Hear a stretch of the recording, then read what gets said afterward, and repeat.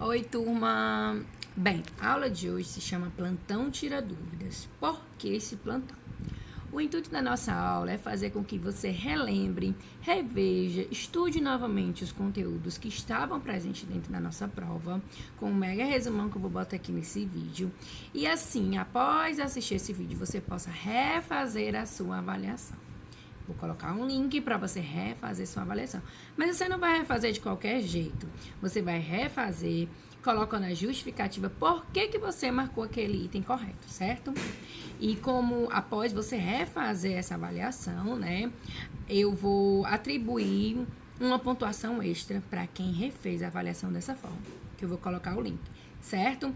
Então, o plantão tira dúvidas é para que você estude, reveja e pergunte e chegue para a professora, busque, professora, eu não entendi isso, a senhora pode me explicar novamente? Esse é o intuito da aula de hoje, para que a gente possa, sim, aprender, passar para os próximos conteúdos, sabendo os conteúdos que caíram na prova. Certo? E ao refazer a sua prova, você vai conseguir perceber, poxa, eu acertei porque eu aprendi isso. Ah, eu errei porque eu não entendi isso. Eu errei porque eu não estudei isso. Esse é o intuito da aula de hoje, tá? Então, prestem atenção, nós vamos rever todos os conteúdos que caíram na prova, certo? Primeiro conteúdo que estava presente na nossa avaliação foi a carta pessoal, né? A carta pessoal é um gênero utilizado quando um remetente deseja entrar em contato com um amigo, um familiar, um conhecido, que é o destinatário. Então, remetente é quem envia a carta, destinatário é quem vai receber a carta, certo? Característica da carta pessoal: comunicação geralmente breve e pessoal, de assunto livre, ou seja, pode tratar de qualquer tema, conteúdo, certo? Sua estrutura é composta de local e data, vocativo, corpo e assinatura. Às vezes também apresenta PS, pós-escrito, que significa após a escrita, algo importante a ser colocado após a escrita, tá? A linguagem varia de acordo com o grau de intimidade entre os interlocutores. Interlocutores é as duas pessoas que participam da comunicação, o remetente e o destinatário, podendo ser menos ou mais formal, culto ou coloquial, e eventualmente inclui gírias. Então, meu grau de intimidade que eu tenho com a pessoa a qual eu vou destinar minha carta vai dizer qual a linguagem eu uso, tá? Então, se eu for escrever uma carta para o meu melhor amigo, eu vou usar minhas gírias. Mas se eu for escrever para minha avó, eu já vou ter cuidado ao escrever essa carta usando palavras que mais se adequem à minha ligação, à minha intimidade que eu tenho com a minha avó. Então, tudo vai depender do grau de intimidade que você tem com o destinatário, tá certo? No uso da linguagem dentro da carta, certo? Continuando. Deixa eu só puxar para cá meu roxinho. Local e data são colocados no início da carta. Normalmente à esquerda. Normalmente. Aqui eu botei um exemplo, tem esse Rio de Janeiro, 2 de abril de 1970, né? Então, eu coloquei, mas pode vir à direita também, tá certo? O vocativo pode conter apenas o nome do destinatário ou vir acompanhado de palavras de cortesia, como caro senhor, querida amiga, por exemplo. Aqui tem o quê? Meu caro amigo. Botei uma carta, né, do lado para que vocês possam perceber justamente esses elementos da carta. Certo? Me perdi. Por exemplo, ou pode mesmo ter um apelido que varia conforme o grau de intimidade entre as pessoas que se correspondem. Então, se você tem uma intimidade maior com seu amigo, você pode usar um apelido, um diminutivo do nome, né? Algo que faça referência à sua relação que você tem com aquela pessoa.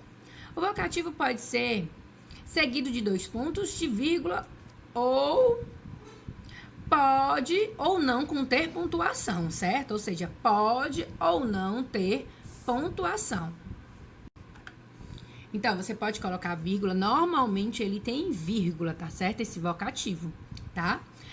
A despedida varia muito, podendo ser cortês, né? Cortesia, algo agradável, né? Carinhosa ou formal. Então, tudo, como eu disse, toda a linguagem dentro da sua carta pessoal vai depender do seu grau de intimidade e afinidade que você tem com o seu destinatário.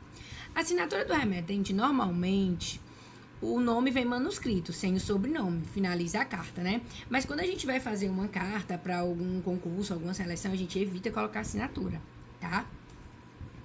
Se algo importante for esquecido, pode ser incluído depois da assinatura. Um PS, um pós-escrito, certo? Então, aqui do lado, vou botar bem aqui meu roxinho, né? Eu coloquei né, todo o exemplo, né, de estrutura da carta, né? Aqui a gente tem data, aqui a gente tem vocativo, aqui a gente tem o corpo do texto, aqui a gente tem a despedida e aqui a assinatura, tá certo? Toda a estrutura da qual eu falei, né? Então, a prova, o primeiro texto da prova de vocês já tinha claro qual era o gênero textual, tá certo? Só perceber esses elementos, tá?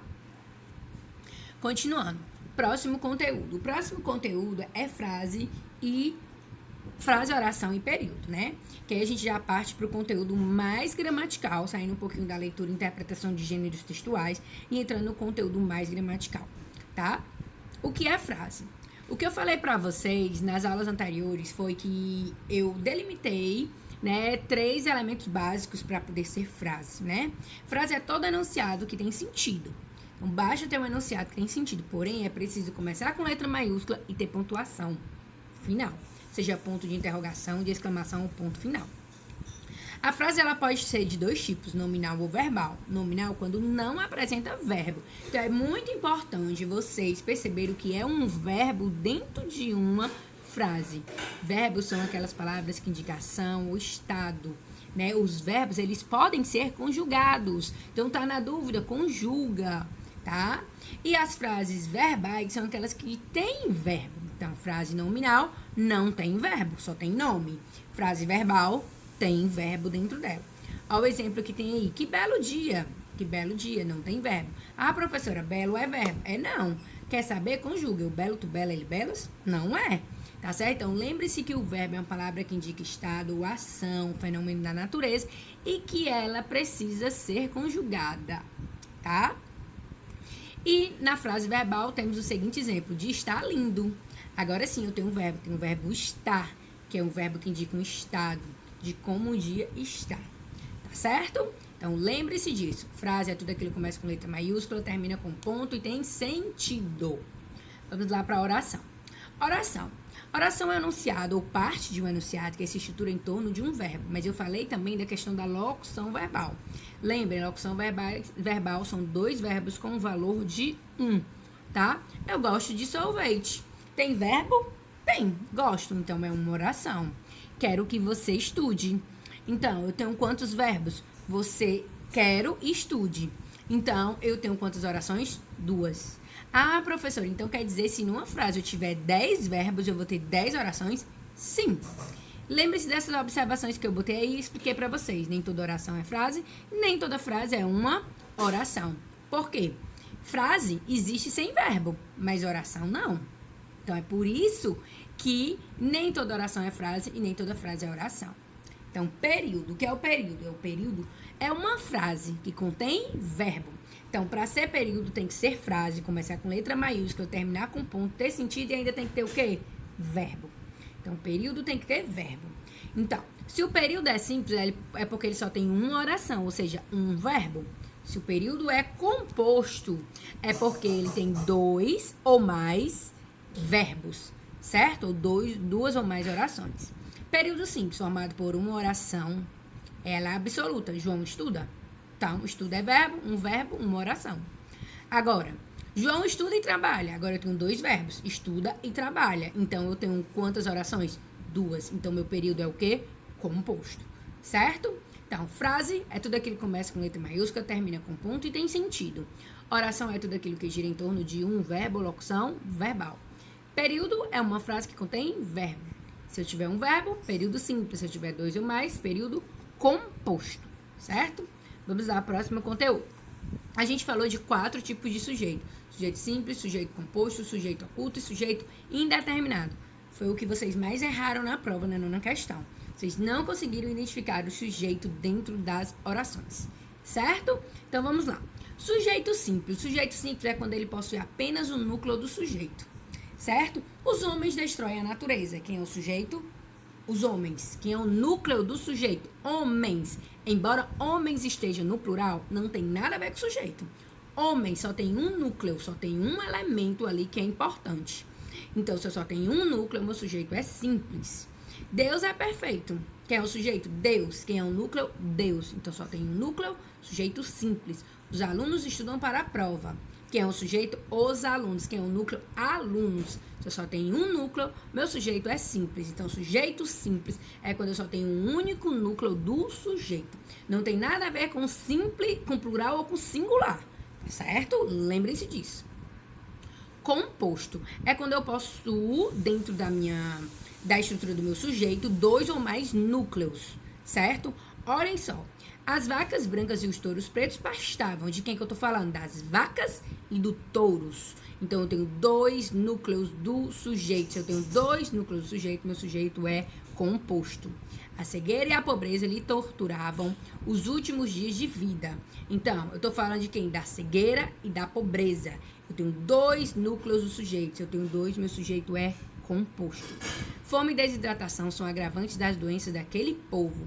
Então, eu tenho quantos... Eu tenho um sujeito, fome e desidratação. Quem é o núcleo? Fome e desidratação. Tenho 2 núcleos do sujeito. Se eu tenho 2 núcleos do sujeito, meu sujeito é composto. Eu e a turma fomos aos jogos. Quem foi que foi para os jogos? Eu e a turma. Eu tenho 2 núcleos do sujeito. Então, meu sujeito é composto, tá? Tem nada a ver com singular e plural. Tirem isso da cabeça de vocês, certo? Depois nós temos o sujeito oculto, que também é chamado de sujeito elíptico ou sujeito desinencial. É aquele sujeito que não está na frase, mas eu posso identificar através da desinência do verbo, ou seja, da construção do verbo. Estamos sempre alerta para os aumentos abusivos de preço. Estamos. Quem é que está em alerta? Estamos. Nós. Está na frase? Não, mas você identificou. Então é sujeito oculto.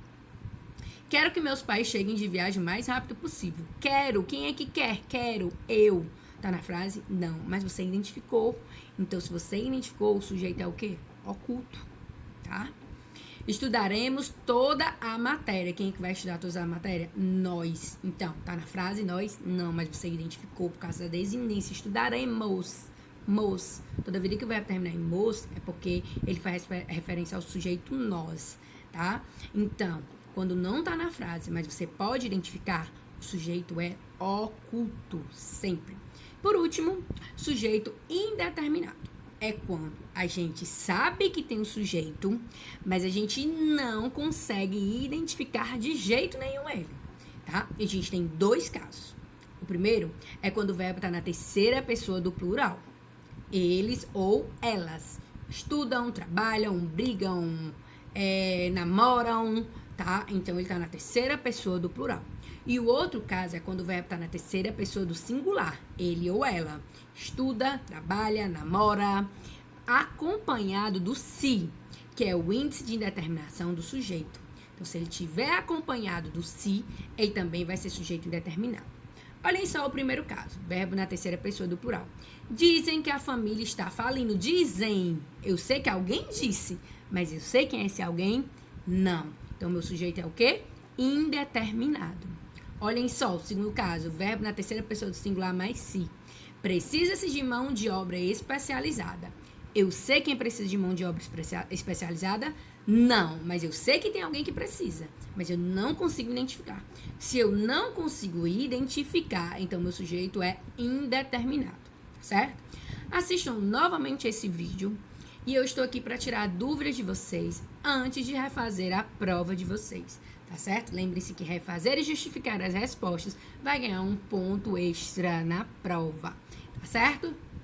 Beijos e estudem para refazer essa prova.